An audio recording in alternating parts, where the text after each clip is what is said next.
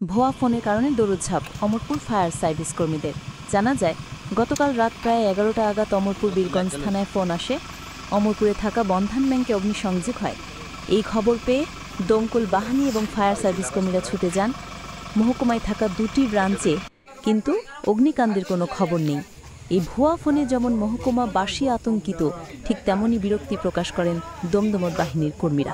দেখুন বিস্তারিত।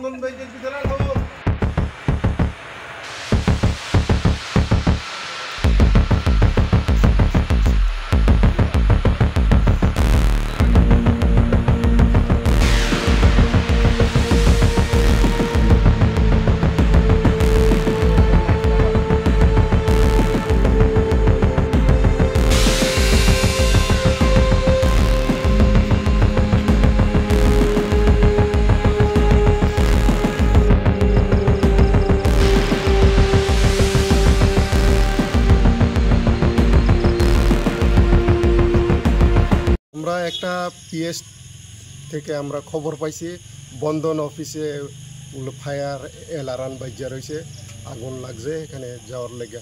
তো আমরা সঙ্গে সঙ্গে আইছি। দুটা অমরপুর বন্ধন ব্যাংকে আমরা দেখছি, কিন্তু কোনো এরকম ঘটনা আমরা দেখছি না। সম্ভবত এটা আমার ফলস কল হইতে পারে। আর পাবলিকের উদ্দেশ্যে আমরা অনুরোধ, যাতে এরকম ফলস যাতে কল যাতে না করে, বিশেষভাবে আমরা অনুরোধ। হয়রানি শিকার হয়। কয়টার সময় স্যার এই মানে কলটা হয়েছিল? প্রায় 11টা। আপনারা দুটোটা দেখছেন? দুটোটা চেক করছে আমরা বন্ধন ব্যাংক, এরকম ঘটনা আমরা পাইছি না।